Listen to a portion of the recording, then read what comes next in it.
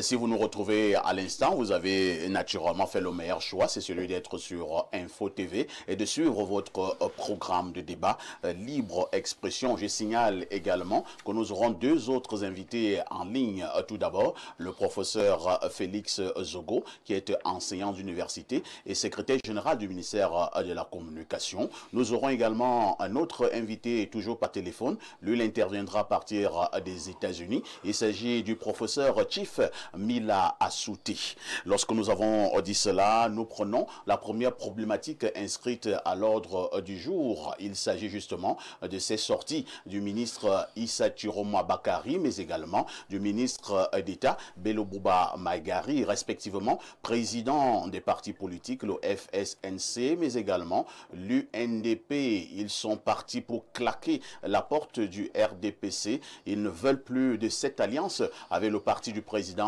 Paul Biya. Ce matin, nous allons essayer de comprendre une telle attitude à l'approche de cette présidentielle au Cameroun. Je commence par Jean-François Chanon. Jean-François, ce sont des personnalités que vous maîtrisez très bien en tant que journaliste. Ils ont une vieille alliance avec le Rassemblement démocratique du peuple camerounais. Nous avons suivi la sortie du ministre Issa Chiroma. Nous allons d'ailleurs l'écouter tout à l'heure. Nous avons aussi eu l'intervention de M. Bello Bouba Maïgari. Ils sont en train de dire que le mariage avec le RDPC, pour parler comme les autres, ça a été bon. Ben, j'ai suivi ces personnalités depuis 90, que j'étais journaliste, après les villes mortes. Après le retour de Bello au Cameroun, après le départ de Samuel Ebois de l'UNDP, Bello avait annoncé l'UNDPC quand il était encore au Nigeria, quand il créerait un parti pareil. Mais il est revenu, effectivement, après la tripartite, et puis il y a eu le coup que vous avez connu un tout petit peu, ce fameux congrès qui a évicé un peu le président Samuel Ebois. Ils étaient tous ensemble et sont retrouvés à la présidentielle de 1992. C'est-à-dire vous aviez tous les grandes figures de l'ancien président dans le Grand Nord, à excepter de Dakole Daïsala, un tout petit peu, mais qui étaient pratiquement ensemble et qui avaient décidé de reconquérir le pouvoir. Mais la friction a commencé une fois au lendemain des présidentielles. C'est-à-dire que pendant que Bello reprenait l'unité de ce parti, Chiroma a été un peu exfiltré par le système RDPC pour un poste au gouvernement. Au ministère des Transports. Au ministère des Transports. Et immédiatement après, l'UNDP a constaté son auto-exclusion. Ça s'est poursuivi aussi avec Amadou Moustapha, depuis qui a aussi été exclu par ce qu'ils appellent, je crois, le comité l'une des structures les plus dirigeantes du parti, qui a constaté leur auto-exclusion parce que Bello voulait encore. Mais en 97, c'est exactement le contraire qui s'est reproduit, puisque c'est Bello qui, je me souviens, était pourtant avec Ni John Fundi, à l'époque, chairman du SDF, et le président de l'UDC, à l'époque, Dr Andamou Ndamdouya, qui avait pourtant travaillé pour l'avènement de ce qu'on appelait la CENI, c'est-à-dire la Commission nationale indépendante, qui travaillait pour cela. Mais à l'issue de l'élection présidentielle de 97, Bello a préféré plutôt entrer au gouvernement, alors que Chiroma sortait de ce gouvernement-là. Donc, il y a eu cette fiction entre ces forces. C'est-à-dire que, pour avoir couvert ces deux élections dans le Grand Nord, Bello était un peu considéré comme le dieu. C'est-à-dire le faiseur des rois, parce que de Ngaoundéré à Marois, pratiquement, l'UND constituait une force. Quand le SDF avait boycotté l'élection de mars 92, Bello constituait une force, parce que l'UNDP était quand même arrivé à l'Assemblée avec près de 66 députés. Il en avait engrangé aussi dans le Grand Nord, notamment à Bafia, notamment à l'Est, Grand Sud, pardon, merci, et notamment aussi à l'Est, dans le Lomé Djerem, etc. Mais la force, depuis que Bello est entré au gouvernement, il s'est rapproché du président Biya, avec qui ils ont travaillé ensemble autrefois. Il a quand même été son premier ministre en 1984. Oui, il a été son premier ministre à moins de 40 ans.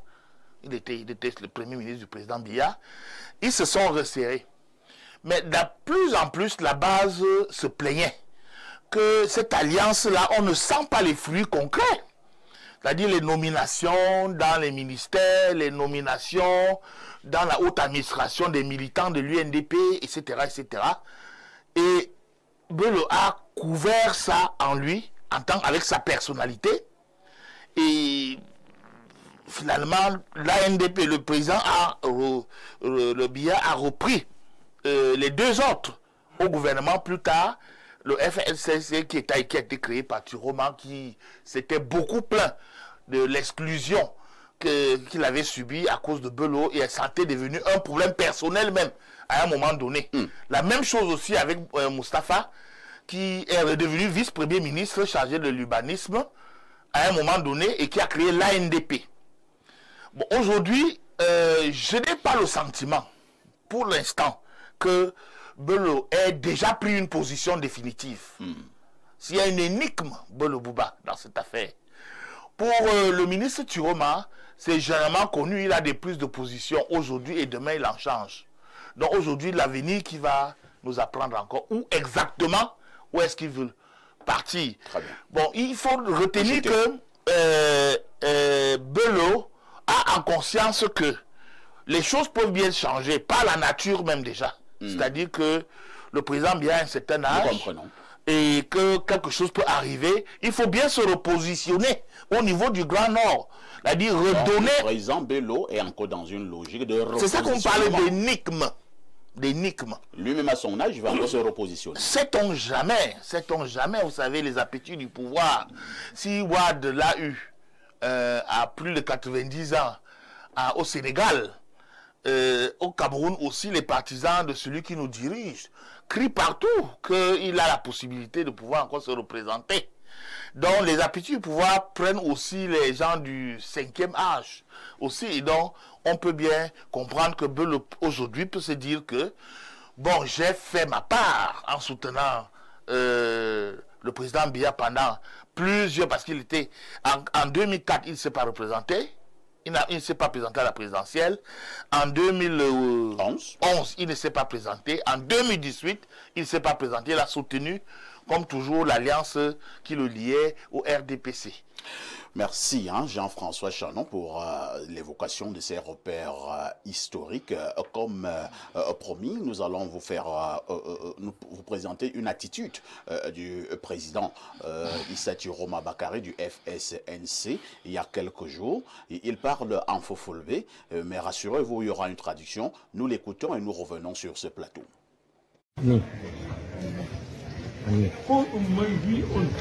Tuke ko waddani on masi ko waddani on illa ɗo kanko on kalluɗo mon en ɗo pamrana on andi nda parti waddi illa waddi goɗɗo min rewɓe te attaque hande gam worɓe huwata nde weeti fuɗɗe ɓe gatta do a fuu on mbiya fugaraɓe waɗani amin ɗo allah ni min keɓa worɓe barkat ɗo hakko ɗon worɓe barkanteɗe naseto ɓe ɗo kuwa e no ɓe kurata puisque concours ɓe ho'ataɓe wala ko ɓe gaɗantaɓe en ɗon ha nder bidu goɗɗo bo gam ha nana belɗum warata on joola on sey on cuɓa ko waddata on ko tabitinta on nder bidu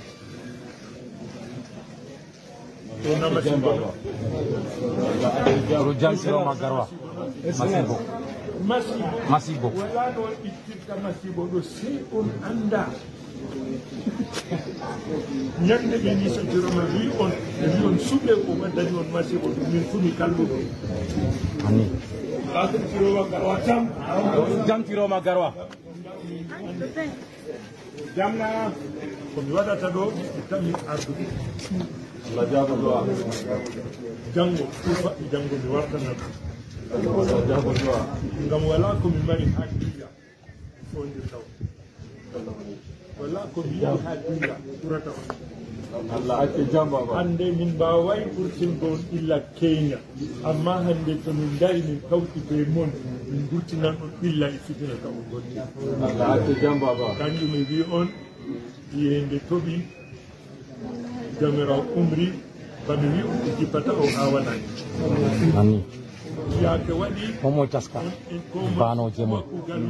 Hawana hore mo. leten muɗum suɓa ko wurtinta en illa duɓi capanɗe nayyi e ɗiɗi ha Nous avons donc suivi le ministre président Issa Chiroma Bakari. Amadou Aminou, vous qui êtes de cette partie septentrionale du pays, je l'ai dit, parlant Fofolde, vous allez nous traduire. Hein. Qu'est-ce qu'il disait le ministre Issa Chiroma Bakari? Bon, en fait, il dit que ça fait 43 ans. Si vous-même, vous appelez quelqu'un, vous dites qu'allez voter celui qui vous a apporté la malchance et la galère, la personne ne vous aime pas. Issa Chiroma, c'est ça? Oui, c'est ça qu'il dit. C'est le président bien qui a apporté la malchance. C'est ce que Chiroma dit. Vous comprenez, non? Donc, il y a des femmes qui sont là, qui viennent toujours à la mosquée, qui demandent qu'on fait la prière pour trouver leur mari. S'il y a les concours, il n'y a pas de travail, les maris ne trouvent pas le travail. Donc, il faut que qu'on fait la prière pour eux, pour trouver les maris. Donc, il dit, depuis, je suis parti. Mais maintenant, là, je vais revenir pour vous rejoindre à vous sortir de la galère. Donc, voilà le temps de choses, ce que le ministre Chiroma a dit. Bon. Voilà en substance ce que le ministre Chiroma a dit. Oui. Donc, moi, cette affaire-là, monsieur... Non, je ne vous ai pas encore posé une question. Nous voulions d'abord traduire. Voilà. Voilà. Maintenant, je vous pose alors la question. Voilà. Vous qui êtes justement du Grand Nord, je rappelle que vous êtes le représentant du G20 du côté de l'extrême Nord. C'est quoi le G20? C'est cette association de partis politiques qui soutiennent le président Paul Biya depuis un certain nombre d'années, notamment depuis la dernière présidentielle de 2018. Quelle est la réaction que vous avez après avoir suivi le ministre Issa Chiroma? Bon, G20, c'est les 20 partis politiques en 2018 qui ont soutenu les chefs de l'État, où j'ai coordonné là-bas à l'extrême nord. On était ensemble avec le ministre Momo, qui est ministre délégué aujourd'hui. Du côté de la justice. De la justice, et monsieur le ministre Bapolipok, qui est du centre aussi, qui est la PCA. PCA, SRC. La CRC. Voilà, moi qui est de l'extrême nord, je suis là. Vous n'avez rien eu? Bon, pour l'instant, je n'ai rien eu. Vous vous plaignez? Non, le problème, je n'ai rien eu. Mais maintenant, si j'ai eu, toi-même tu vois. Si je n'ai pas eu, toi-même tu vois. Vous attendiez à voir quelque chose? Monsieur, parfait. Oui. L'affaire que vous voyez là, ça fait plus d'1 an. Moi, je sais que ça va arriver. C'est-à-dire quoi? Parce qu'aujourd'hui, les gens ne travaillent pas l'intérêt général. Tout le monde travaille intérêt personnel. Il y avait un de leurs ministres, parce qu'à l'époque, ils étaient 4 qui ont soutenu le président. Il y avait un de leurs ministres entre eux, un jour, il dit que eux là, s'ils vont mourir, Dieu va les demander. Parce qu'à son âme et conscience, il dit que s'ils vont mourir, Dieu va les demander parce que Grand Nord est en train de souffrir. Et aujourd'hui, toute cette jeunesse qui ont fait l'école, qui ont des diplômes, qui n'ont pas les diplômes, tout le monde a envie de vivre. Nous-mêmes qui sommes des porteurs de projets, en 2018, quand je partais pour soutenir le président, j'ai fait la réunion parce que vous savez que ici, Yaoundé, Douala, donc Grand Sud en général, il y avait les gars du Nord qui se battent. Chacun trouve quelque chose pour encadrer sa famille. Nous avons fait une réunion. Je l'ai dit que là où nous sommes là, ce qui nous tue, vous sortez de n'importe quelle région, ce qui vous tue, c'est les loyers. Que ce soit les boutiques, que ce soit les magasins, c'est trop compliqué. Faisons quelque chose qu'on accompagne le président de la République. Je me suis battu. On a orienté le dossier dans un ministère où se trouve un gars du Nord qui est assis là-bas. J'ai apporté les partenaires qui est prêt à financer 15 milliards. Il a dit que non, moi je ne vous donne pas l'argent, je vous connais, vous les Camerounais, je vais construire les magasins et les boutiques, je vous donne. Ces projets, on a dépensé des millions. Jusqu'à maintenant, c'est couché là-bas. Depuis le 14 mai 2018. Dans quel ministère? Ministère de l'économie. D'accord. Vous comprenez? On a pris encore les dossiers qu'on a envoyés aux prématures. On a fait de la réunion où on a convoqué le ministre Yébia ici, on a convoqué M. Chimievuna, on a convoqué le ministre Mbarga. La personne du Nord n'est pas venue, il n'a même pas envoyé quelqu'un. Le ministre de l'économie. Oui. Tout ça là, ces gars sont réservés. Chacun a sa part, il a réservé. Maintenant, vous prenez le cas de nos parents, parce que moi je les appelle les parents. Ministre Bello, que ce soit Mustafa, que ce soit Dakole ou qui est mort, que ce soit Chiroma. Aujourd'hui, eux-mêmes, ils ont compris que leur alliance avec RDPC. Il y a les jeunes, il y a les gens, les populations viennent les demander que voilà nos diplômes, voilà les concours. Ils envoient les nominations, tout est bloqué. Et l'homme nordiste, nous tous on sait, s'il dit qu'il est avec vous là, il va aller avec vous jusqu'au bout. Mais ne cherchez pas à lui mépriser. Si vous lui méprisez, ça veut dire que vous avez gâté. C'est des gens qui ont travaillé avec le président Biya depuis Ahidjo. Ça fait combien d'années avant que le président Biya soit le président? C'est les gens aujourd'hui, le président Biya est venu, ils travaillent avec leurs enfants. Ils travaillent avec leurs petits-fils. Il y a ceux qui sont intelligents, qui n'ont même rien. Aujourd'hui, tout le monde dit que bon, ok. Maintenant, avec les réseaux sociaux, nous-mêmes, on voit comment ça se passe. Si vous, ici, là, vous ne nous montrez pas qu'est-ce que nous gagnons. Si vous vous dites que vous allez soutenir le président Biya, allez soutenir lui. Nous, on ne soutient pas. Donc, maintenant, voilà là où il y a les problèmes. Et vous-même, vous savez que le combat maintenant qui est dans le Nord, vous prenez, il y a Gibaï Gatamak avec son 10 millions de nordistes. Il y a Mohamed Mouata qui est vice-président du MRC avec Maurice Kamto. Vous avez Aboubakar Sidiki qui a son parti politique. Vous avez Aboubakar Ousmane Me qui a son parti politique. Vous avez Maître Arissou. Vous avez M. Abdourahmane qui vient de créer Citoyen de quoi. Donc, quand vous vous rendez compte qu'aujourd'hui, là, certains partis politiques ne peuvent même pas donner. Alors, Amadou Aminou, ma question principale est celle de savoir quelle est la réaction que vous avez lorsque vous suivez le ministre Issa Chiroma qui dit notamment que le président Paul Biya, c'est lui qui a porté la malchance au Cameroun. Bon, ce n'est pas ce qu'Amadou Aminou a dit, ce n'est pas ce que tout le monde a vu dans les réseaux sociaux. On a bien dit que c'est Issa Chiroma qui l'a dit. Bon. Moi, je veux que tu donnes ton avis sur cette pensée de Issa Chiroma. Bon. Il a raison ou il a tort? Pour l'instant, vous savez, monsieur Parfait, oui. Vous savez que l'homme politique, s'il te dit bonjour là, c'est son nom. Est-ce que vous savez ça? Ils ont parlé de ça, plus grave, plus que ça. Le président Biya les a récupérés, ils ont travaillé ensemble. Jusque-là, vous ne répondez pas à ma question. Oui, c'est pour te dire que... Monsieur Chiroma a raison ou bien il a tort? C'est pour cela que je dis que moi, ce que monsieur Chiroma dit, il faut que j'attende, je vois que Chiroma est parti. Vous comprenez? Donc, pour l'instant, nous avons vu les gens même qui étaient même dans les dossiers de coup d'État 6 avril. Ça a empêché qu'ils travaillent avec le président Biya. Et aujourd'hui, on dit que... avait été condamné. Hein. Voilà. Et aujourd'hui, quand quelqu'un te dit que... Chez nous, il y a l'adage qui dit, hein, si quelqu'un vous dit qu'il t'aime le matin là, il faut lui... Si après il dit qu'il est parti là, parce qu'il est fâché, il faut lui chercher. Si aujourd'hui, dans leur convention, et que maintenant le président Biya lui-même il prend responsabilité en main, il va les convoquer, il va discuter avec eux, il va trouver, bon, eux ils ont leur position, l'ANPC a sa part de position. Donc tout le monde sait ce qui est en train de partir là. Chacun aujourd'hui, c'est pas pour les problème uniquement des populations. Parce que quand même si vous prenez l'avion, monsieur Parfait, vous descendez à l'aéroport, vous allez arriver comment chez vous? Vous avez des Ngaoundéré jusqu'à Kousseri. Il y a les problèmes. On a compris. Donc il y a tellement de problèmes, surtout les problèmes de mépris là. Parce qu'il y a certains collaborateurs. Méprise. Ce n'est même pas moi seulement. Tous les gars du Nord là, On méprise les gens du Grand Nord. C'est pour cela qu'eux-mêmes, là, quand tu vois, ils parlent là, c'est le problème des mépris. Qui vous méprise? Monsieur Parfait, oui. Pas moi. Oh là là. Vous comprenez, non? Qui méprise les gens du Grand Nord? Je ne peux pas les donner leur nom.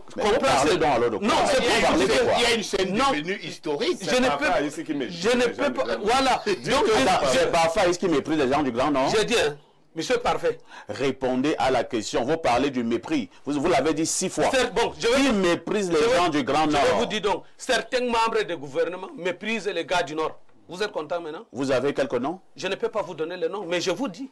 Donc voilà même le vrai problème. C'est compris. C'est compris. On va passer la parole au professeur Mathias Eriko Wanangini. Professeur, à quelques 4 mois environ de la tenue de l'élection présidentielle au Cameroun, une forte alliance semble voler en éclats. Vous avez suivi tout à l'heure le ministre Issa Chiroma. On sait que vous êtes polyglotte, il parle en foufoulde. Certainement, vous avez pigé quelques mots, mais on a eu une traduction sur le plateau. Quel est le regard du politologue sur cette nouvelle posture de M. Chiroma et de M. Bello Boba Maïgari? Merci de me donner la parole. Nous sommes dans le contexte préélectoral, un contexte qui est marqué par beaucoup de spéculations, beaucoup de surenchères. Pour l'instant, sur le plan des alliances politiques et particulièrement des alliances gouvernantes, l'UNDP, dirigé par le ministre d'État Bello Boba Maïgari, et le FSNC, dirigé par le ministre Issa Chiroma Bakari, font toujours partie d'une alliance gouvernante avec le RDPC. Pour l'instant, cela n'est pas remis en question. Il y a donc des rumeurs qui circulent sur un éventuel repositionnement de ces leaders ou de leur formation politique. Attendons de voir de quoi il en retournera effectivement. Bien entendu, pour ce qui concerne le Rassemblement démocratique du peuple camerounais, ces évolutions éventuelles sont prises en compte. Et le RDPC va nécessairement en tenir compte dans sa stratégie politique à l'approche de l'élection présidentielle. Mais comme je l'ai dit dès le départ, ce sont à cette heure toujours des membres de l'alliance gouvernante jusqu'à nouvel avis. Professeur, gardez le microphone, hein, je vous le suggère d'ailleurs. Alors, lorsque vous avez suivi la traduction tout à l'heure en Foufoulde, où le ministre Chiroma dit que le président Biya, c'est la malchance du Cameroun, quelqu'un qui a dirigé pendant 43 ans. Est-ce qu'on peut apporter du crédit lorsqu'on écoute cette parole de M. Chiroma? Est-ce qu'on peut lui accorder du crédit dans la mesure où le même Chiroma a travaillé avec le président Biya pendant plusieurs années. Il a d'abord été ministre des Transports, il est parti, il est revenu comme ministre de la Communication pour l'instant, il est ministre de la formation professionnelle et de l'emploi. Est-ce que Chiroma peut être crédible lorsqu'il le dit? Il faut d'abord savoir dans quelles conditions ces propos ont été tenus. Vous savez que les cadres de l'énonciation sont déterminants pour savoir est-ce que déjà le ministre Chiroma est lui-même prêt à assumer ses propos publiquement. Je n'ai pas passé une vidéo. Oui, mais ce n'était pas Chiroma, hein? Non, je n'ai pas dit que ce n'était pas lui, mais j'ai dit dans quel cadre il le tient. Nous avons le cadre là devant nous. Oui, mais il est devant une maison, c'est une véranda. Attendez, dans quel cadre il tient ses propos? Est-ce qu'il est prêt à les assumer? Et une fois que ces propos sont révélés, est-ce qu'il les accepte et il les assume? Une chose est de parler dans certaines conditions, une autre est d'accepter les implications de ce qu'on a dit. Je dis et je redis, pour l'instant, Issa Chiroma Bakari est ministre d'un gouvernement de coalition qui est dominé par le Rassemblement démocratique du peuple camerounais. Et pour l'instant, à ma connaissance, il n'a pas démissionné de ses fonctions. Maintenant, si l'on est-ce qu'on est quand même sûr que c'est Chiroma qui parle devant moi, je n'en sais rien. C'est ce que vous remettez en doute la vidéo? Je n'en sais rien. Ce n'est pas Chiroma qui parle là? Je dis, je n'en sais rien. Vous savez, aujourd'hui, avec toutes les possibilités technologiques qu'il y a, tout est possible. Professeur, vous allez à ce niveau? Oui. Je dis, tout est possible. Je ne remets pas en cause. Attention, attention, attention. Il faut bien me suivre. Mais moi, je ne vous comprends pas bien. Il faut bien me suivre, monsieur Wafo, avant de commencer à spéculer. Je ne remets pas en cause ce qui est dit. Je dis et je redis que les propos se tiennent dans un cadre d'énonciation. Ça veut dire que quelqu'un peut parler de quelque chose à un endroit, il dit quelque chose, quand vous lui dites qu'il a dit ça, il dit que je n'ai pas dit ça. Alors que nous avons la vidéo. Bon, maintenant, vous avez la vidéo. Dans quelles conditions il a dit? Savait-il qu'il était enregistré? D'accord. Non, il ne suffit pas de rire. Savait-il qu'il était enregistré? D'accord. Donc, je dis et je répète pour l'instant. Et on verra donc la position qui sera celle du ministre Tiroma Bakari maintenant que cette vidéo a été dévoilée.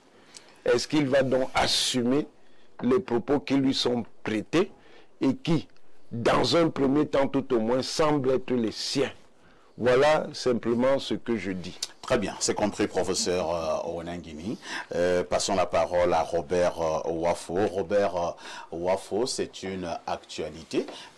Nous, en tant que journalistes, nous avons eu cette information que le FSNC de Tiroma et l'UNDP, ces deux partis politiques sont en train de vouloir remettre en cause leur alliance avec le RDPC. Et nous sommes tombés sur cette vidéo de M. Tiroma. La traduction a été faite sur le plateau par Amadou Aminou, qui maîtrise bien le Fofolde. Alors, vous, en tant qu'homme politique, quelle est la réaction que vous avez de cette nouvelle posture de ces deux membres du gouvernement à l'approche d'une élection présidentielle? Est-ce que nous pourrons mettre cela sous le coup d'un chantage d'ordre politique? Je vais dire une chose. Nous sommes à l'ère du numérique. Oui. Cette vidéo est devenue virale dans les réseaux sociaux. Ça fait, je crois, 2 ou 3 ou 4 jours. Il n'y a pas eu de démenti quelconque du ministre Issa Tiroma Bakari, qu'on ne vienne pas faire dans la fiction sur ce plateau. Il n'y a pas eu de démenti. Vous avez posé la question à M. Mathias Onangini au moins 3 fois. Vous avez rappelé, mais voilà la vidéo. Voilà la vidéo. Il a fait dans des contorsions intellectuelles pour dire qu'il ne sait pas, un peu comme ce qu'il avait dit à l'époque. Il a parlé du cadre de l'énonciation. On appelle quoi cadre? Un homme politique comme de la trempe de Issa Tiroma Bakari, du ministre Issa Tiroma Bakari, sait bien de quoi il parle. Mais vous croyez qu'il peut imaginer que dans la foule là, il n'y a pas de gens en train de le filmer? Mais est-ce qu'on filme en cachant la caméra?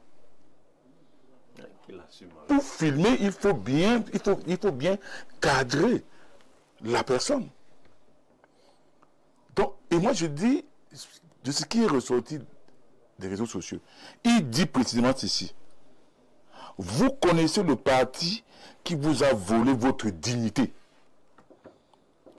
Il ne vous a servi que de la misère depuis 40 ans. Vous demandez de voter pour votre bourreau, c'est être criminel. Voilà voilà la traduction qu'il y a dans les réseaux sociaux. Quelqu'un ne peut pas tenir un propos pareil et puis il estime. Et puis, c'est un homme politique quand même expérimenté. Il sait bien qu'à chacune de ses sorties, il y aura certainement les agents de renseignement. Il le sait très bien. Il ne l'a pas tenu dans un salon. Il a tenu en public. Vous avez bien montré la vidéo. Alors, lorsque vous avez fini de le dire, maintenant, votre réaction, votre analyse de cette nouvelle posture de Issa Tiroma Bakari. À moins que il joue au caméléon. À moins que il ne fasse comme quelqu'un sur ce plateau qui est parti de la théorie du chaos lent et de la théorie et du refus du pouvoir perpétuel pour embrasser celui qui dénonçait hier. Éviter les attaques personnelles. Je n'ai cité personne. Qui se reconnaîtra? Est-ce que j'ai cité quelqu'un? Allons dans l'analyse. Est-ce que j'ai cité? Mais je suis en train d'analyser. Je dis, à moins qu'il soit en train de le faire, moi je trouve que ses propos, c'est fort de café. Pour cette alliance. Si on doit analyser strictement ses propos, ça veut dire que M. Tiroma est en train de dire qu'il ne sera plus dans cette alliance. Bon, ben maintenant, comme le personnage dit le temps, ce n'est pas la première fois. On a vu M. Tiroma avant d'entrer dans le premier gouvernement. On l'a vu être plus dur envers le régime de M. Biya. Mais ça n'a pas empêché qu'après, il entre dans ce gouvernement. C'est pour ça que je dis, il faut prendre ça avec des pincettes. Mais si l'on s'en tient pour le moment à ce qu'il a dit, à ce qu'il a déclaré là-bas, c'est clair qu'on est en train de s'acheminer vers une fissure de cette alliance. Et moi, je trouve que s'il a pu retrouver la conscience par rapport à ce que les populations, n'est-ce pas, du Grand Nord dans l'ensemble vivent, bon, tant mieux pour lui. Mieux vaut tard que jamais, que de ne jamais rien dire. Ou alors que de rester passif. Je dis que s'il est sérieux dans ce qu'il fait là, normalement, si on était dans un pays, c'est-à-dire qui est vraiment gouverné, après de pareilles sorties, il devait avoir pas un remaniement, un réaménagement gouvernemental où il aurait certainement sauté. C'est compris Robert Wafo qui demande donc l'éviction de Chiroma du gouvernement de Paul Biya après ses propos. En attendant, je vous suggère d'aller en ligne aux sympathiantes. Si on était dans un pays gouverné, et le pays est gouverné, une alliance où les présidents de partis politiques se parlent entre eux. Robert Wafo, voilà. Je vous suggère d'écouter votre frère et ami, le professeur Félix Zogo, qui s'impatiente au bout du fil. Alors, nous prenons d'abord le professeur Chief Mila Assoute à partir des États-Unis. Chief Mila Assoute, bonjour. Oui, bonjour parfait. Bonjour à vos téléspectateurs et bonjour au panel. Vous êtes un homme politique camerounais qui n'est plus à présenter. Ce matin, nous parlons de la nouvelle posture de M. Chiroma et de celle de M. Bello Bouba Magaré qui sont en train de vouloir mettre un terme avec leur alliance, avec le RDPC. Quel regard posez-vous sur cette actualité? Oui, je suis avec beaucoup d'intérêt le développement du marché politique au Cameroun en ce moment. Et je constate bien sûr que c'est la période fertile de tout ce que votre plateau sont suffisamment faits politiquement pour le comprendre. C'est le moment où chacun vend sa poule aux œufs d'or. Et donc, avoir des postures de branchement de sa position dans le gouvernement pour élection, c'est un marché politique normal pour la toute concernée. M. Chiroma ne dit rien de nouveau à ce qu'on sait. C'est là un ami. On s'est porté, je le connais. Je pense donc que ses positions actuelles ne sont pas plus rigides que celles qu'il a eues précédemment.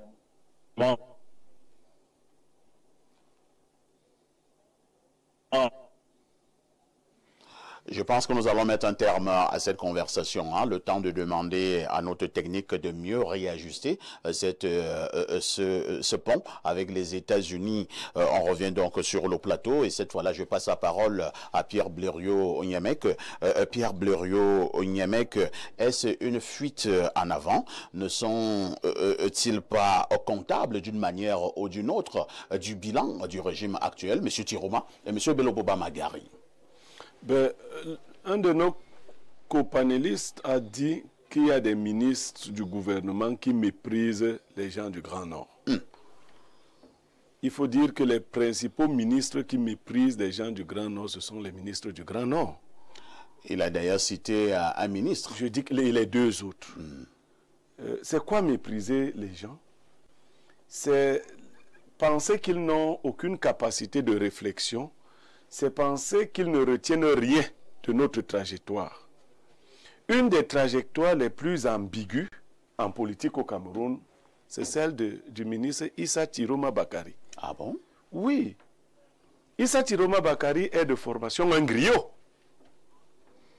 Issa Chiroma, dans la lettre, dans la traduction que nous avons et que mon frère Robert Wafo a ramené ici, il dit si quelqu'un vous dit de voter Paul Biya qui vous a apporté la misère, c'est un criminel. Donc Issa Chiroma est un criminel. Ah bon? Oui. on retire dans les propos de certains criminels pour avoir déjà demandé aux gens de Grand Nord et d'ailleurs de voter Paul Biya. Et moi, j'assume que Issa Chiroma est un criminel. Donc là, c'est là que je diffère un peu avec le professeur recteur. Issa Chiroma, on ne peut pas nier qu'il soit l'auteur et qu'il assume parce que... Non, je n'ai pas dit que vous avez... Non, quel que soit le contexte, c'est la technique de Issa Chiroma. J'ai vu Issa Chiroma dans une émission de télévision. On avait remis ses propos là, dans lesquels il était 10 fois plus acerbe. J'ai vu un homme capable de s'écouter parler, de dire le contraire sans se renier. On lui a présenté ses propos avec image quand il présentait le président Paul Biya comme un individu incapable de soutenir un État. Il a fini d'écouter, on lui a dit, il dit que la trajectoire d'un homme politique n'est pas rectiligne. Donc, moi, je sais ce que... Ça peut aussi dépendre du cadre de l'énonciation. Alors, lui, il n'est donc pas dans une trajectoire rectiligne. Ce qu'il a fait là, c'est un appel de pied au président Paul Biya. Ah bon? Clair. Tu m'as envoyé dans un petit ministère, je ne sais pas ce que je t'ai fait. Et plus que ça, Issa Chiroma a défié les autorités administratives de Garoua récemment. Ça, peut-être l'information n'a pas encore circulé. Donc, il a commencé à la CRTV. Il a annoncé, il va crescendo. Il a annoncé devant un journaliste que leur alliance avec le RDPC se limitait à la présidentielle. C'est maison commune, chambre à part. Voilà le propos qu'il a tenu à la CRTV. Il a vu que Biya n'a pas compris maison commune, chambre à part. Il est passé à la vitesse supérieure, maison séparée. C'est-à-dire que chacun rentre chez lui. Alors, moi j'ai toujours ma même question. Chiroma peut-il être crédible? Il a la crédibilité des hommes politiques. Misla Assoute et le professeur tentait de vous le dire. Les hommes politiques, parce qu'ils se rendent compte qu'ils sont en face d'un peuple qui ne retient rien, qui ne recherche pas les caractéristiques morales des individus. Parfois, ici, un homme politique, c'est celui qui vient vous dire le matin, nous ne voterons plus jamais Paul Biya parce qu'il est un criminel, parce que c'est criminel de vous le dire. Dès que Paul Biya l'appelle à midi, lui dit que dans le prochain gouvernement, tu seras ministre de la Défense, vice-premier ministre. Il revient vous dire, vraiment, ce que Paul Biya a déjà fait pour nous, ce serait criminel de ne pas le voter. Ça, c'est ça l'homme politique. Mais attendez, et le peuple le regarde ahuri. Il est criminel le matin de dire de voter Paul Biya. C'est criminel de ne pas voter Paul Biya. Le même homme politique. Le même, et en vous regardant. Et Issa Chiroma est vice-champion du Cap. Les hommes politiques. Hein. Issa Chiroma est également les universitaires. Hein. Issa Chiroma est vice-champion mondial de cette posture-là. Maintenant, quelqu'un comme Bello Bouba, il a plus de modération, de pondération, plus de dignité. Je crois que si on va vérifier, l'un est d'un sang noble, l'autre ne le serait pas. Moi, je ne sais pas qui est du sang noble. Hein. Je dis si on va vérifier, parce que vous savez, la noblesse de sang fait que vous, quand même, vous avez un certain rapport à votre parole. Très bien. Jean-François Chanon, est-ce qu'il ne faut pas dire, hein, quelque part, que Chiroma et Bello Bouba sont des grands hommes politiques dans un sens où ils maîtrisent le timing. Nous sommes à quelques mois de l'élection présidentielle, les pressions viennent de toutes parts, et nous n'oublions pas que le septentrion, la zone septentrionale au Cameroun, c'est un peu plus de 40% de l'électorat. Et si cet électorat basculait, est-ce que le RDPC ne pourrait pas payer les pots cassés? Dernière préoccupation, Paul Biya peut-il céder à cette pression du Grand Nord? Donc, écoutez, de manière concrète, les jeux ne sont plus toujours les mêmes dans le Grand Nord maintenant. On a tendance à croire que Bello maîtrise le terrain traditionnel avec les militants de l'UNDP, notamment dans la Damawa, parce qu'il a quand même engrangé, celui qui contrôle un peu la Damawa.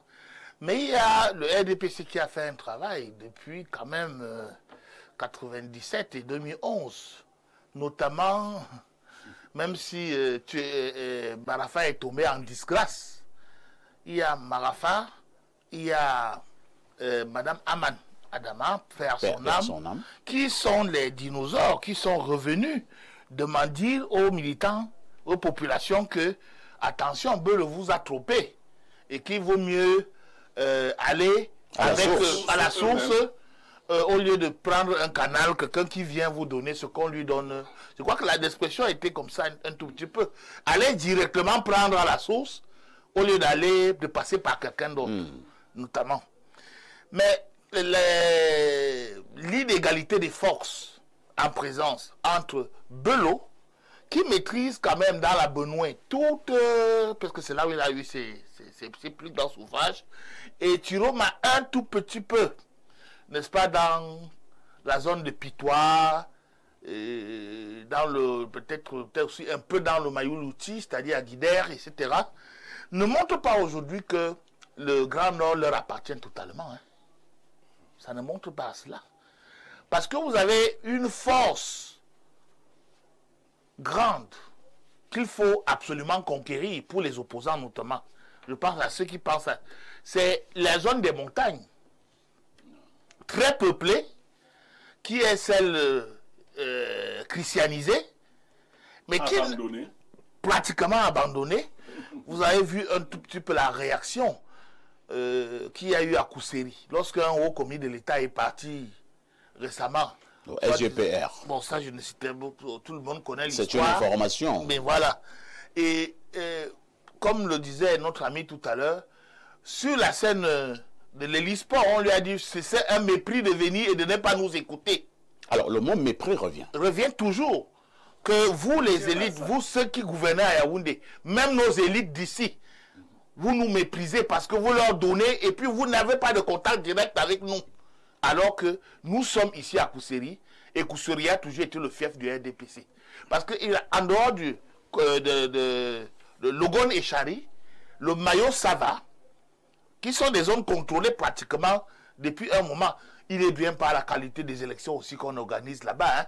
Depuis toujours, le RDPC a toujours tiré son épingle du jeu de ce côté. C'est compris. Mais alors, on va chuter. Est-ce que Beuleu peut aujourd'hui? Est-ce qu'il peut encore? Est-ce qu'il peut? Voilà, parce que la question est là.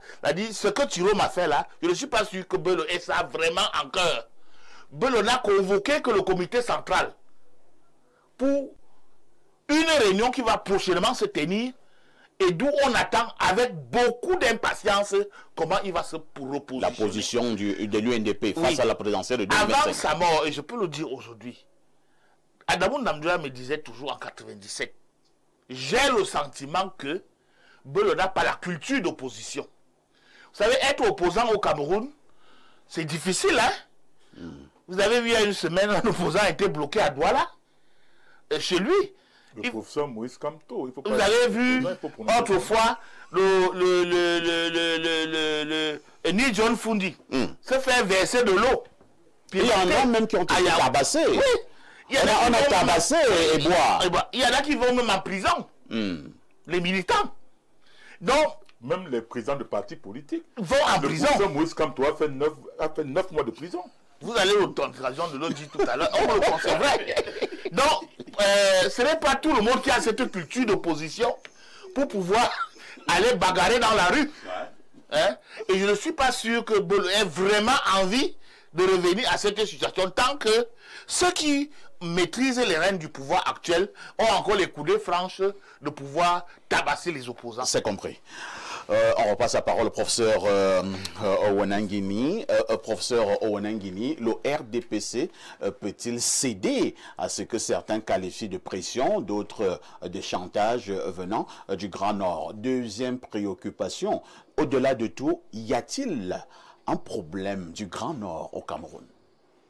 Le RDPC est en position hégémonique, ne vous y trompez pas. Et cette position hégémonique sera confirmée. Rendez-vous en octobre 2025. Mais vous parlez en tant qu'universitaire ou en tant que militaire? Non, mais M. Wafo, c'est moi qui pose les questions. Monsieur Wafo, manifestement, est venu avec un autre programme. Apparemment, il est venu faire autre chose que d'assister à votre émission. Ces frustrations, elles vont continuer après octobre 2025. Non, mais vous avez des outils. Parce qu'il fera... Vous avez des outils chaque fois qu'on parle de l'opposition. Vous êtes parti de la Monsieur, laissez-moi parler. Laissez-moi parler. Il Il faut avoir un minimum de savoir-vivre. Robert Wafo, permettez au professeur d'aller au bout de sa pensée. de savoir-vivre. Je lui dis en ayant une que trajectoire ces frustrations... Professeur, monsieur Wafo, permettez au professeur d'aller au bout de sa pensée. Allez-y, professeur. Ces frustrations, il les vivra au moins jusqu'en 2039. Non, 2049. 2039. 49. Je vous dis 2039. Monsieur Biya est éternel. Je vous dis 2039. Vous êtes en train de rêver. Hein? Donc, attendons de voir. Le RDPC reste en position hégémonique. Le niveau d'organisation de ses concurrents est médiocre. Médiocre au niveau logistique, médiocre au niveau stratégique, médiocre au niveau idéologique, médiocre au niveau financier. Il y a donc très peu de chances, dans un temps aussi court, qu'il puisse renverser la tendance. Cela dit, tout est toujours possible, même les miracles sont possibles. Attendons donc de voir. Et M. Chanon disait, et avec des éléments de connaissance de la situation, que même avec la présence de ses alliés, le RDPC reste en position de force dans ces régions dites du Grand Nord. Maintenant, y a-t-il un problème du Grand Nord? Vous savez, les lectures régionalistes, ethnicistes de la vie politique sont des lectures fatigantes et des lectures primitives. Ce qui est le plus important, c'est le sens national de la politique. Ce ne sont pas les calculs villageois, ceci, cela, mais bon. Professeur, je vous trouve un peu énervé. Laissez-moi, je ne suis pas énervé. Je ne suis pas habitué avec ce genre de langage venant de vous. Je ne suis pas énervé du tout. Il est déstabilisé. Monsieur Wafo, permettez au professeur Wanangini de parler. Voilà notre forme de mépris à l'endroit des populations du Grand Nord. Parce que vous lui avez posé allez-y, le professeur Wanangini. Par rapport à la partie septentrionale, et il méprise, il dit que c'est des villageois. Non, il n'a jamais dit ça. Vous voyez la malhonnêteté foncière. Quand je parle foncière, je dis foncière, malhonnêteté foncière. Quand je parle du régionalisme, je parle du régionalisme sur tout le pays. Il ne s'agit pas d'indexer telle ou telle partie du pays. Et je disais au moment où, de manière encore intempestive, M. Wafo m'a arrêté, je disais ceci. Le plus important, c'est le sens national de la politique. Mais malheureusement, notre pays est comme ça. Notre pays est malade de communautarisme. Il voit le communautarisme partout. Bon, qu'il voit le communautarisme partout, d'accord, mais il faut savoir raison garder. Les problèmes qu'il peut y avoir dans le Grand Nord sont des problèmes qu'on trouve partout au Cameroun. Parce que ça... Les ressortissants du Grand Nord parlent de plus en plus de mépris. Nous avons un ressortissant du Grand Nord ici, Amadou Aminou, qui a parlé de mépris. Jean-François, on n'est pas allé loin de cette opposition-là. Mépris de qui et de quoi? Mais mépris, par exemple, des élites. Mais les élites et dirigeantes, et même des élites qui sont au gouvernement. Attendez, monsieur le professeur, vous savez très bien que l'épisode qu'a connu le ministre d'État à Kousseri, les gens l'ont dit, les vidéos sont là, étaient même virales, en disant que si vous ne nous écoutez pas, vous qui travaillez avec le président de la République, vous voulez partir, mais ça vraiment c'est du mépris. Oui, ils l'ont dit. Ça a été dit publiquement. Et même les ministres, Issa Turoma le sait très bien que quand il parle là, quand il fait cette vidéo, c'est parce que de plus en plus on nous dit, depuis que tu es au gouvernement, qu'est-ce que tu as apporté comme changement là? Peut-être que c'était une réunion qu'il ne croyait pas pouvoir dévoiler. il voulait dire quelque chose pour se donner bonne figure en famille. C'est pour cela qu'il a insisté. Tout son propos, il le tient en foufoulde. Et il n'y met aucun mot français. Sauf qu'oubliant que... Et c'est parce que ces gens, et je crois que notre interlocuteur qui est du Grand Nord ici a bien précisé que pour les nudistes, la plupart de l'élite...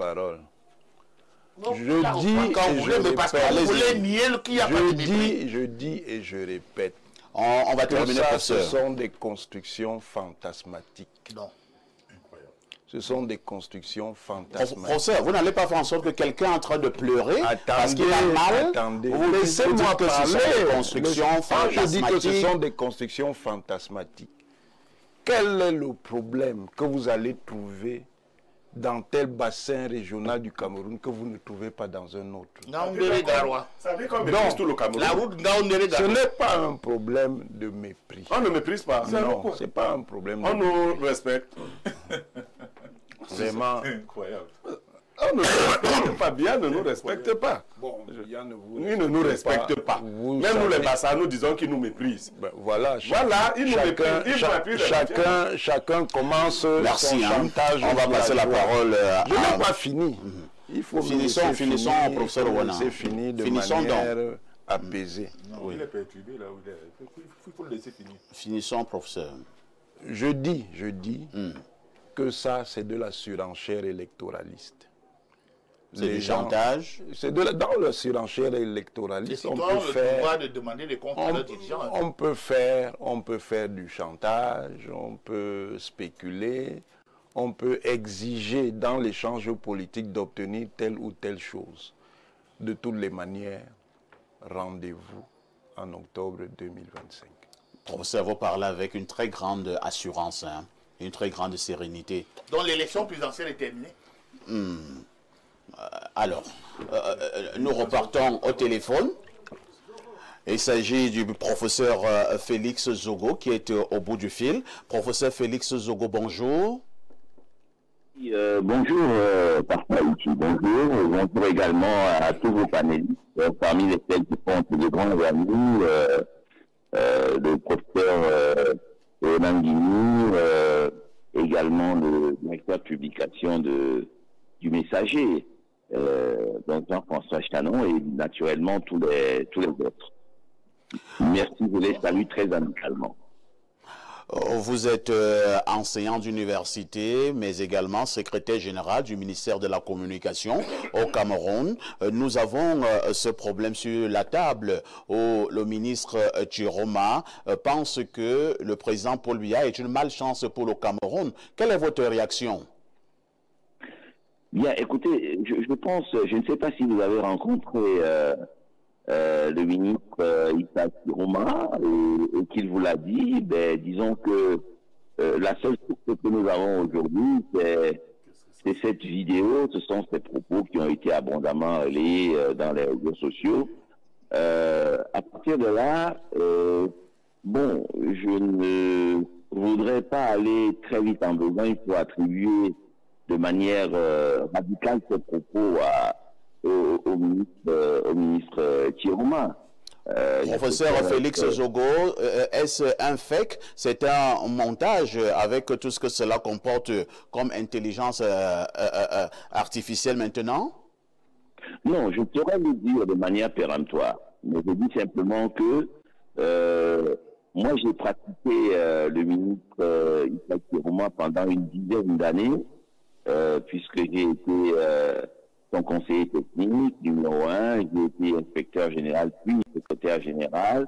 Je peux vous dire aujourd'hui que, et là je peux le dire sans embâche, il s'agit de quelqu'un de très avisé, notamment politiquement. Donc, lorsqu'on lui attribue ce genre de propos, je préfère être un peu distant par rapport à cela. Je dirais aussi que, bon, le ministre Issa Chiroma Bakari est toujours membre du gouvernement. Il est membre du gouvernement, il fait partie de la majorité présidentielle et c'est un homme politique, comme je l'ai dit, très avisé. S'il lui venait à l'esprit, n'est-ce pas, de prendre ses distances comme vous le dites, dans l'alliance qu'il a nouée avec le RDPC et le chef de l'État, je pense qu'il trouverait un meilleur cadre pour le dire. Professeur Félix Zogo, parlant de cohérence au niveau des hommes politiques au Cameroun, est-ce que le ministre Chiroma peut être cité en exemple? Ben oui, bien sûr. Bien sûr, je vous dis, c'est quelqu'un qui pratiquer. Certains m'attribuent même une certaine proximité avec lui, ils n'ont pas tort. Elle est certaine. C'est un homme très cohérent. C'est un homme très cohérent. Mais c'est un homme politique. Donc, c'est-à-dire que selon les circonstances et selon le contexte, personne n'échappera à personne le fait que le ministre Chiroma a été l'un des opposants, je dirais même les plus virulents vis-à-vis du RDPC et du chef de l'État. Ça ne l'a pas empêché de rejoindre la majorité présidentielle dans un premier temps dans le cadre de l'UNDP et dans un second temps, je crois, dans le cadre du FSNC.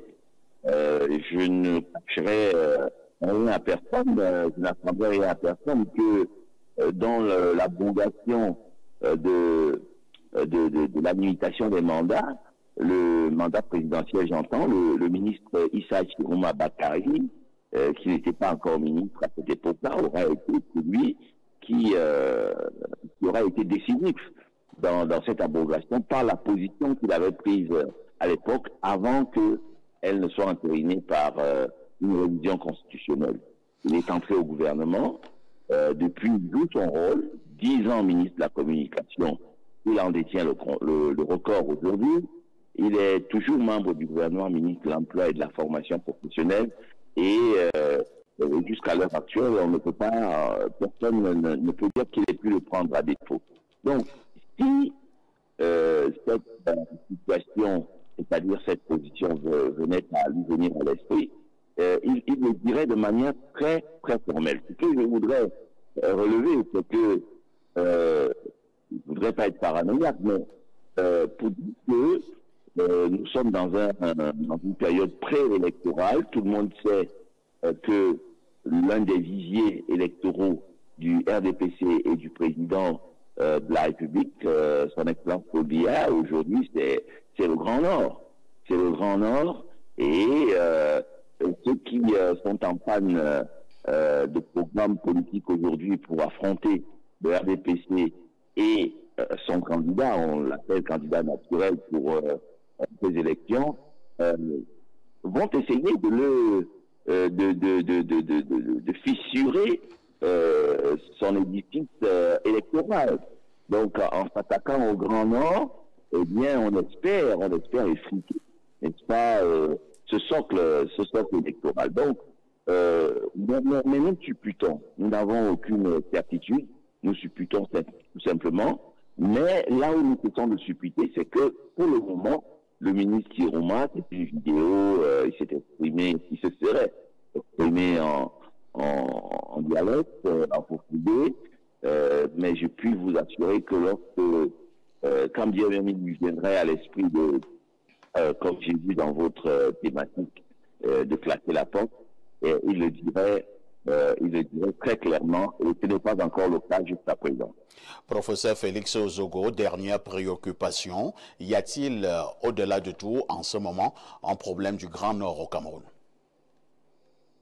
Bon, il n'y a pas davantage un problème du Grand Nord que du Grand Sud, que du Nord-Ouest, du Sud-Ouest, que de l'ère Tawa, pour me prendre ces exemples-là, ou de Gratte-Fils. Eh bien, le Cameroun est un pays qui se cherche en termes de développement. Pourquoi y aurait-il un problème spécifique au Grand Nord? Oui, il y a des problèmes qui se posent dans ce que certains se plaisent à appeler le Grand Nord, comme il y en a qui se posent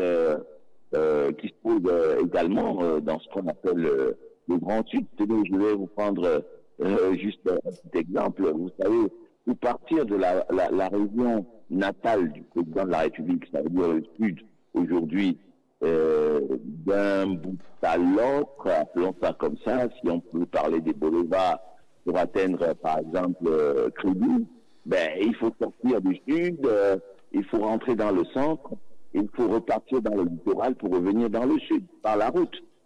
Il s'agit là de la région natale du président de la République. Donc, qui est une des régions les plus emblématiques de notre pays. Je prendrai des exemples comme cela, profusion, pour ne prendre que la route. Donc, non, je ne pense pas qu'il y ait un problème spécifique au Grand Nord, au Cameroun. On veut le créer de toutes pièces parce que cela pourrait changer ceux qui sont en proie à une espèce d'incurie au plan programmatique aujourd'hui, et qui vise le chaos, qui nous prédisent le chaos dans la perspective de ces élections. Non, je ne pense pas qu'il y ait un problème spécifique, mais je ne dis pas qu'il n'y a pas de problème. Je dis qu'il n'y a pas, à mon sens, de problème spécifique, n'est-ce pas, au Grand Nord. J'ai entendu dire tout à l'heure, Philippe Fontaine, qu'il y avait une sorte de mépris. Non, je ne pense pas. Il n'y a aucun mépris du tout. En tout cas, pas de la part du président de la République et en tout cas, pas de la part du RDPT vis-à-vis de la région septentrionale du pays. Voilà ce que j'ai pu dire de ce point de vue. Merci, professeur Félix Zogo, pour votre première intervention. Nous reviendrons à vous tout à l'heure pour une autre problématique inscrite à l'ordre du jour. Merci beaucoup et je vous dis à tout à l'heure alors. À tout à l'heure, professeur. Alors, Amadou Aminou, on termine par vous pour cette problématique. Au-delà de tout, est-ce que nous devons encore dire ce matin que, par exemple, M. Tiroma et M. Bello Boba ont encore cette capacité de convaincre les populations du Grand Nord? N'y a-t-il pas une nouvelle élite politique qui est née de ce côté qui serait plus crédible? Monsieur Parfait. Oui. Je vous parlais d'abord maintenant en tant que président de Confédération des analphabètes du Cameroun. Ah bon? Oui. Je ne parlais pas en tant que professeur ou docteur, je vous parlais en tant que président de Confédération des analphabètes du Cameroun. Vous êtes le président des analphabètes du Cameroun. Oui. Et vous assumez cela? J'assume. C'est une association que j'aime impliquer mon parti politique même. C'est-à-dire quoi, monsieur Parfait? Nous n'avons pas dit que le président Biya méprise les gars du Nord. Oui. Ça, c'est la première des choses. Il y a un problème du Grand Nord. Si quelqu'un vous dit qu'il n'y a pas de problème, c'est pour cela que les pays là, on n'avance pas. Il faut dire là où il y a les problèmes et maintenant on trouve la solution qu'on avance. Vous comprenez? Quand vous prenez Benue, Garoua aujourd'hui, vous savez, les problèmes du RDPC même qui est là-bas. Vous avez les Garoua de Amadou Ahidjo. Vous avez les Garoua de Issa Hayatou. Vous avez les Garoua de Sadou Hayatou. Vous avez les Garoua de Iya Mohamed. Vous avez les Garoua de Marafa. Garoua de Issa Chiroma. Garoua de Bello Bouba. Donc chacun son Garoua. Vous comprenez, non? Tout ça, c'est les fils de Garoua, du centre de Garoua. Oui. Vous comprenez, non? Dernière nomination du comité central. Il y a un problème par rapport même à ça. Lequel? Quand les postes de certains responsables qu'on a nommés, les gars n'ont pas pu digérer. Il y a un problème. Ça, c'est la première des choses. Deuxième chose, le problème de concours aujourd'hui, qu'on lance les problèmes de concours là. Quand on nous appelle les Babana, quelqu'un qui a une licence, quelqu'un qui est docteur... Ça veut dire quoi? Vous comprenez, non? C'est un langage qu'on a collé, on dit que les Babana, tous les motomans là, on les appelle les Babana. Vous comprenez, non? Vous comprenez? Voilà le travail du gars du Nord, quelqu'un qui a une licence, qui a un doctorat, qui a... Votre travail, c'est d'être moto-taximan. Moto ou bien de faire les vigiles. Vous comprenez, non? Nous, quand les gens là parlent, on dit que le président, quand vous parlez, nous on parle entre nous. Quand je discute avec mes amis Boulou, que ce soit, je discute avec mes amis Nanga, on dit que non. Président Biya a tout donné. Effectivement, président Biya a tout donné. Tous les au Cameroun, là, s'il y a une région qui a beaucoup de ministres, il n'y a pas plus que l'extrême nord. Mais allez regarder comment les gens sont en train de souffrir. La faute à qui? La faute au responsable que le président Biya a confié. Donc, vous n'avez pas un problème contre M. Biya, vous avez donc un problème contre certaines élites du Grand Nord. Certaines élites, mais maintenant on envoie les messages au chef de l'État parce que c'est lui qui les nomme. Très bien. Et la dernière fois, vous avez vu les docteurs qui ont eu des problèmes au niveau des ministères et enseignement. Quand ils sont allés faire, quand le président a demandé, qu'est-ce qui s'est passé? On a dit au président, le président a dit que mais moi je ne savais pas, ça n'arrive pas. Parce que les problèmes des réseaux, les problèmes des clans. Et c'est ça qui est le problème. Nous, on n'a pas le problème personnellement avec le président Biya. Alors, parlant donc de cette élection présidentielle qui arrive, oui. Si rien n'est fait, est-ce que les gens du Grand Nord peuvent tourner le dos au RDPC? Bon, pour ça, chacun a sa part de parti politique, chacun a ses militants, chacun connaît où, dans quelle localité il se retrouve. Et chacun donnera ses consignes de vote. Par exemple, monsieur est parfait. Vous chuterez par là. Oui. Par exemple, maintenant, chacun va avec son projet de société pour aller discuter avec le président Biya pour lui dire que nous pensons que si nous faisons comme ça, ça peut donner. On ne peut pas avoir que vous avez comme Nigeria qui a 250 millions d'habitants. On dit que financer le président lui-même dans son dernier discours, il dit que les jeunes entrepreneuriat. Les mêmes gens, quand on dit que le concours, c'est les mêmes gens, j'appelle Shannon, je dis qu'envoie-moi tes gens.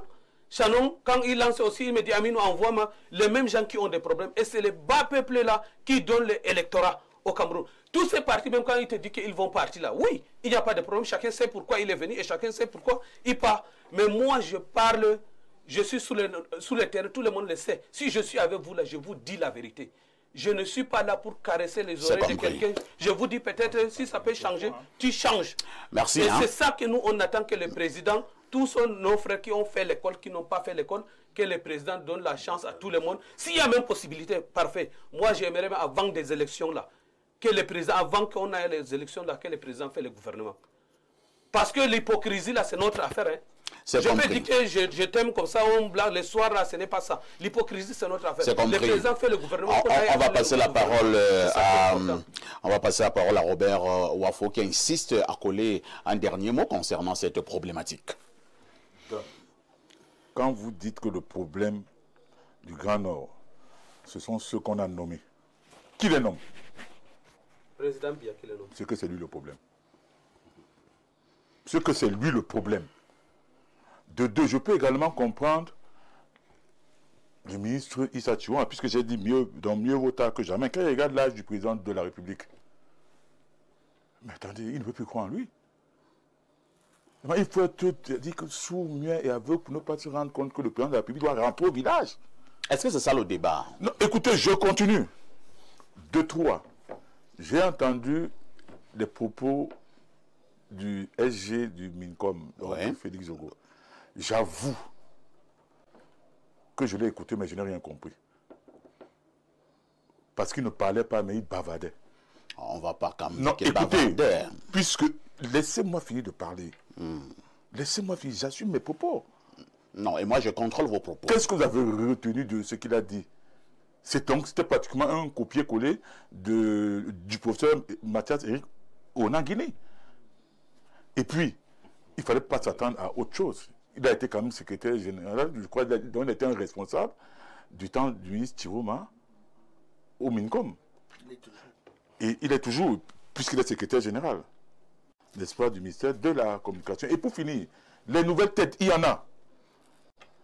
Il y a la tornade qui est en train de souffler là-bas avec Maman Boudou Mota et le docteur Boucher. Et ils sont nombreux. Les populations du Grand Nord se sont réveillées. Ne croyez plus que c'est ça comme avant. Et ces populations se sont réveillées. D'ailleurs, vous avez vu, Shannon a donc, c'était quoi? La dernière visite du ministre d'État SGPR. On ne pouvait pas imaginer cela avant. Que les gens pouvaient venir, n'est-ce pas, à l'héliport, le bloquer. Et quand on dit qu'il n'y a pas de problème, il y a des problèmes spécifiques au Grand Nord. Dans le Grand Nord, il y a des problèmes spécifiques. Il n'y a plus de route. Pratiquement plus de route. Il y a des inondations permanentes. Il y a des inondations permanentes. La dernière en date, c'est la digue de Maga qui a cédé. Et le plus grave, c'est quoi? C'est que... une pauvreté sans nom. C'est l'extrême nord, là, surtout. C'est la région la plus pauvre et la plus méprisée du Cameroun. Ça, il faut le dire. Ne pas le reconnaître, c'est être profondément malhonnête. Merci Robert Wafo. Vous l'avez donc dit. Et puis, pour effectivement en quelques secondes. Oui, la dernière en date, c'est justement quand la digue de Maga, donc, il y a eu un scandale. Ce qu'on a appelé le don présidentiel. Pourtant, on tire ça de la ligne 94. Le président de la République a envoyé quoi, 2 milliards de francs CFA. Comme aide aux sinistrés. Mais cet argent est retourné à Yaoundé, nous dit-on. Et l'ancien directeur de l'imprimerie nationale, Marcel Rodeau, mais il a décrié cela dans une vidéo devenue virale. Donc il y a de véritables problèmes. Et moi je dis, le peuple du Grand Nord, moi je dis, courage à vous, vous êtes en train de vous émanciper, et en octobre prochain, passez à l'acte en votant contre le candidat du RDPC, qui, comme l'a dit Chiroma, n'a servi que de la misère depuis 40 ans. C'est ce que M. Chiroma a dit. Est-ce que Chiroma ne peut pas être d'une manière ou d'une autre également comptable de ce bilan, de ce régime?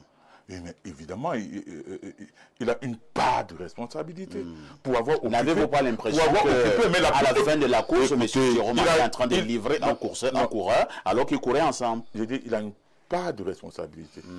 Mais la plus grosse responsabilité, c'est celui qui l'a nommé. C'est compris, Robert. C'est le président de la République, il faut le dire ici. Il a régné durant 43 ans.